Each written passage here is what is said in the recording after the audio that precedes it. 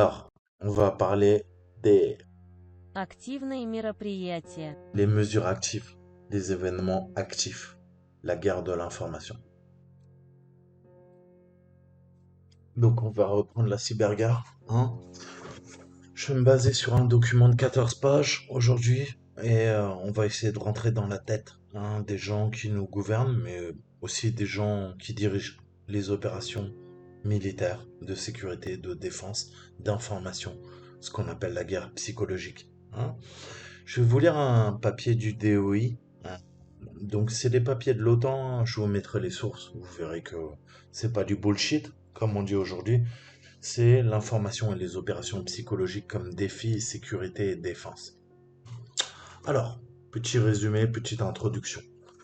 L'article va se concentrer sur l'information et les opérations psychologiques en tant que défi pour les établissements de sécurité et de défense des pays membres de l'OTAN. Une conceptualisation des termes opérations des informations, l'OPSEC, et les opérations psychologiques, la guerre psychologique, la G4G, la guerre de l'information, je vous en ai déjà parlé, hein, seront discutés et on va essayer de comprendre entre ce qu'on appelle la dichotomie, hein, entre guerre et paix. Elles s'opposent par nature entre résilience et dissuasion. Et ces termes souffrent d'une approche normative du paradigme de la guerre et de la paix et l'utilisation de moyens non militaires.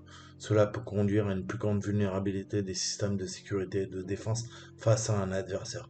Aussi, une attention particulière est portée aux vulnérabilités des forces de sécurité et des forces armées, négligées dans cette notion de résilience.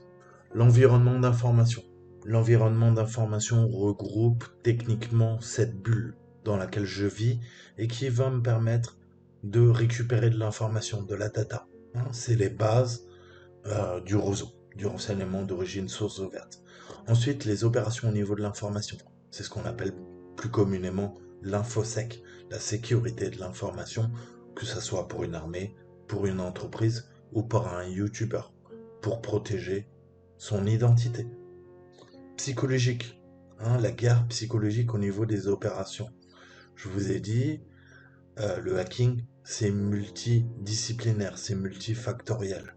Ok, on a une composante psychologique, hein, c'est-à-dire que je vais pouvoir lancer des cyberattaques d'ampleur et me faire passer pour un cheval de Troie et peut-être déstabiliser un pays en mettant des indices au niveau de ma cyberattaque, comme quoi, peut-être, eh ben, c'est bien ce pays qui aurait lancé la cyberattaque, hein. Donc là, on a un problème, c'est ce qu'on appelle l'attribution. Vous savez que l'attribution en cybersécurité, c'est extrêmement complexe. On a beaucoup de mal, en fait, à savoir qui est qui. Je ne parle pas des petits gars qui se cachent sur Tor. Eux, on les pètera tôt ou tard. Vous inquiétez pas, je sais très bien comment pensent ces gens, hein. Je vous explique leur philosophie. Donc faites attention. Des attaques, des cyberattaques étatiques, hein. On a ce principe de résilience. Résilience, on veut pouvoir récupérer au plus vite, hein, surtout quand c'est une infrastructure, un système d'information, un serveur, il faut le relancer au plus vite, hein, pour pouvoir maintenir les forces de sécurité en état de vigilance. Ok. Donc, qu'est-ce que va faire l'acteur si on doit faire du threat intel? Il va utiliser mes vulnérabilités, hein. On a deux types de vulnérabilités. On a la composante humaine, hein, et on a la composante informatique. Aujourd'hui, si on doit parler du cyberespace. Donc les opérations d'information, d'opérations psychologiques, c'est deux termes très souvent qui sont articulés dans le contexte de la guerre hybride, hein. Je vous ai parlé des guerres régulières, des règles irrégulières, de la guerre de l'information, la G4G, qu'on utilise dans le secteur militaire. Et ben la guerre hybride, c'est ce qu'on appelle quoi? C'est la guerre asymétrique. Donc la guerre asymétrique permet de déstabiliser avec peu de moyens, hein. Plutôt que d'utiliser des moyens hautement technologiques qui coûtent extrêmement cher, je vais pouvoir déstabiliser mon adversaire sans même avoir à l'affronter. On en revient à ce que je vous dis tout le temps, c'est la description de ma chaîne YouTube sur Shunzu, arriver à vaincre son adversaire sans jamais devoir l'affronter. hein. On en revient à des techniques, mais qui remontent à la nuit des temps. Mais on avait ce principe de mesure active, hein. Dans le KGB, les mesures actives, c'est tous les moyens de déstabilisation géopolitique que je peux utiliser face à mon adversaire pour insuffler, hein, au sein de la population, pouvoir la dérouter, la manipuler, faire de la propagande, propagande de guerre, de la propagande active en fait, hein. C'est les mesures actives, comme on les appelle dans le KGB, hein. Donc c'est extrêmement efficace, hein, puisque les Russes sont devenus parmi les meilleurs. Et c'est cette technique, en fait, hein, de pouvoir déstabiliser. Je vous ai parlé des techniques MICE dans le renseignement. Mais à la base, vraiment, les Russes sont très, très bons là-dedans. Après, maintenant, tout le monde le fait, hein. Je vous ai dit, je vous ai parlé, je vous ai fait maintes et maintes vidéos sur le renseignement. Vous savez que tout le monde le fait, hein. C'est pas propre maintenant aux Russes. Mais on a ce principe de mesure active. Ces mesures actives vont pouvoir être utilisées. Je vous ai dit, en fait, on peut tout militariser. Chaque technologie peut être militarisée. Les mesures actives, ça désigne en russe les techniques de guerre politique qui sont conduites par les services de sécurité soviétiques, hein. On avait au tout début, en fait, hein, dans les années 20-30, on avait la Tchéka, ensuite on a eu le GPU, on a eu le NKVD, le MVD, le NKGB, le MGB, le KGB, et maintenant on a le GRU, hein. Les GRU Spetsnaz, les Spetsnaz sont les forces, hein, c'est l'équivalent des bérets verts, des Delta, euh, des MARSOC, si on doit parler des Américains. Ce sont les forces spéciales, hein, de projection, ce sont des vecteurs d'attaque, à la fois la soft power et la hard power. La soft power, c'est le rayonnement par la diplomatie, hein, par la philanthropie, par éventuellement aussi le langage, hein. On avait pendant une bonne période, nous Français, hein, la francophonie, hein, c'est un puissant facteur de soft power.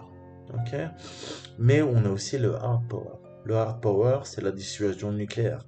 Le hard power, ce sont toutes les armes secrètes, hein. Tout ce qui va me permettre de faire ce qu'on appelle les forces de projection dans le secteur militaire. Le GRU, c'est les services extérieurs, hein. C'est notre équivalent de notre ancienne DGSE. On a le GRU, on a le FSB. Alors le GRU, ça date de l'Union soviétique. Maintenant, on a le FSB. Mais on peut citer aussi d'autres agences, hein, du renseignement russe. On a le MVD, le SVR, on a le GRU, on a les FAPSI, les forces spéciales, on a OMON, OSNAS, les Spetsnaz, VDV, Vitas, SOBR, Osmon. Donc c'est vraiment ces techniques, hein, qui remontent aussi à l'Union soviétique et qui sont utilisées dans les deux camps, hein. Bien sûr, les Russes en ont abusé, hein. Les maîtres espions du KGB utilisaient ces mesures actives. Mais maintenant, vous savez que la propagande, elle est omniprésente, hein, que ce soit dans les démocraties, entre guillemets, hein, occidentales ou dans les dictatures. Est-ce que c'est mieux chez nous? Je sais pas. Ces mesures actives qui sont présentes, hein, qui permettent de manipuler en fait les événements mondiaux, de collecter du renseignement, d'influencer la partie adverse. Mais voilà, comment on peut déstabiliser, hein, la partie adverse et naturellement, entre l'approche occidentale et l'approche orientale, il y a de grosses différences, hein, qui se reflètent par la réalité, par les techniques, par le développement, par le déploiement d'opérations d'intelligence, de guerre de l'information à l'âge moderne. Par conséquent, le but, ça sera de mettre en évidence, hein, les principaux problèmes et faiblesses liés à la compréhension occidentale de l'information et de l'opération psychologique. On réfléchit également sur l'écart dans les affaires civilo-militaires, hein. On parlait de dichotomie entre la guerre et la paix. Je vous parle tout le temps de dichotomie entre le monde des gentils civils, hein, les bisounours, les oui-oui, et le monde militaire. Hein. Si vous avez travaillé pour l'armée, vous savez que c'est un autre monde. Hein. Un monde du silence. Hein. On ne parle pas et pour de bonnes raisons. C'est justifié.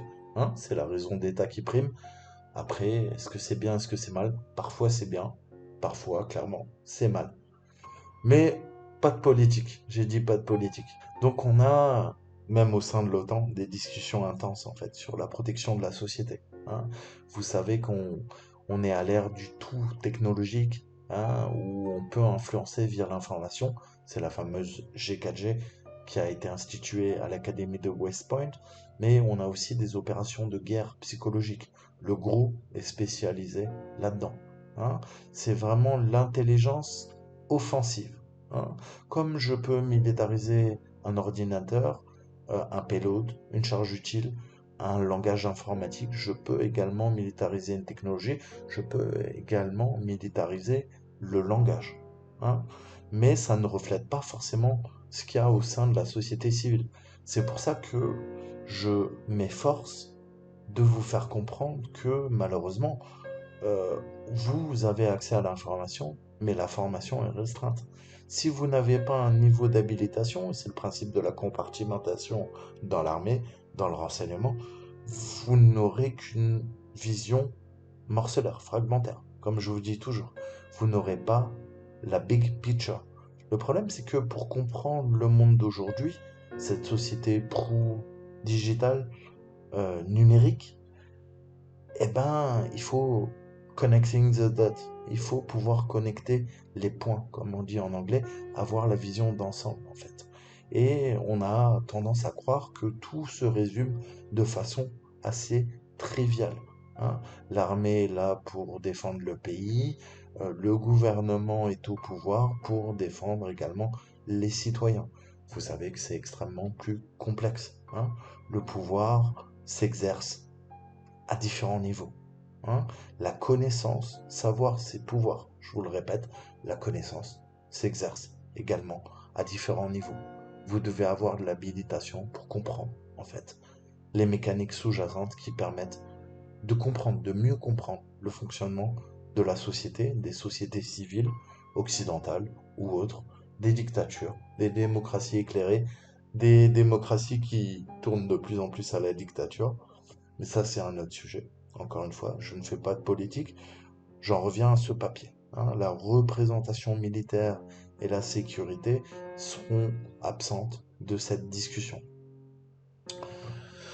Donc parlons un peu de l'OTAN, hein, et du DoD, le ministère américain de la Défense, en fait. Les opérations d'information sont définies comme l'emploi intégré lors d'opérations militaires d'information de capacités tardives de concert avec d'autres lignes d'opération pour influencer, perturber, corrompre, usurper la prise de décision des adversaires et des adversaires potentiels tout en protégeant la nôtre. Hein, les mesures actives, on en revient à ça. Donc, euh, les opérations d'information, je vous ai dit qu'on pouvait intoxiquer la partie adverse, et ben c'est ce qu'on va chercher à faire. Hein. Les opérations d'information sont des activités militaires coordonnées dans un environnement ayant des objectifs spécifiques, définis. Ils représentent à la fois la partie offensive et défensive au niveau des mesures qui visent à influencer les décisions d'un adversaire, à manipuler des informations et des systèmes d'information. La cyberguerre, les systèmes d'information. Manipuler les informations, la guerre de l'information, la guerre de quatrième génération. Influencer les décisions d'un adversaire, c'est les techniques de MICE, c'est les techniques quoi? D'ingénierie sociale. L'ingénierie sociale est partout, partout. En neuromarketing, en politique, en sciences politiques, en géopolitique, dans le monde du renseignement, dans le monde militaire. Donc elles comprennent également des mesures protégeant la propre décision d'un pays. On en revient à la raison d'État. Les processus de fabrication, si on doit s'intéresser euh, au renseignement, hein, économique, technique, le techint, l'information et les systèmes d'information. Aujourd'hui, vous savez que ce sont les clés du pouvoir. Hein, qui contrôle l'information et les systèmes d'information, qui contrôle Internet, contrôle le monde. qui contrôle l'intelligence artificielle, qui contrôle l'information, les systèmes d'information, contrôle également le monde. Les opérations d'information peuvent affecter trois dimensions, en fait, de l'environnement d'information. On a une dimension psychologique, hein, c'est vraiment la guerre psychologique, c'est ce qu'on appelle les psyops, je vous l'ai déjà expliqué, ont un potentiel, en fait, hein, d'influencer le commandement et les systèmes de contrôle. On va, grâce au commandement, pouvoir diriger les différents systèmes de contrôle. Les systèmes de contrôle nous permettent à la fois en termes offensifs, tant en termes défensifs, de protéger notre pays. On a des décideurs clés également, hein. Si on doit également, le commandement doit faire des rapports aux décideurs clés, c'est-à-dire notre gouvernement. Et on doit avoir également des infrastructures de soutien. On a toute une chaîne logistique, hein. C'est différentes composantes qui viennent s'imbriquer et qui représentent les différents corps d'armes. Donc la dimension, en fait, elle couvre les êtres humains, mais aussi les installations de commandement et de contrôle. Je vous parle tout le temps du C2, C2C, Command and Control, et ce qu'on appelle les TIC, hein. Ce qui est important, c'est la dimension physique. Elle n'est pas uniquement liée à l'armée ou à la nation, aux systèmes et aux processus qui sont basés, mais on a une vraie dimension psychologique. Les opérations d'information ciblées, les manières dont les informations sont collectées, traitées, stockées, diffusées et protégées. C'est ce qu'on appelle le raffinage de l'information.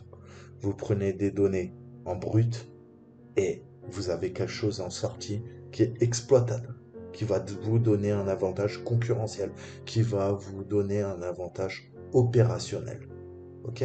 Sur le théâtre d'opération, c'est pour ça qu'on a de la reconnaissance, c'est pour ça qu'on a des éclaireurs. On doit dispatcher, hein, nos forces vives à des endroits clés qui nous permettront de collecter, de traiter, de stocker, de diffuser et de protéger nos informations.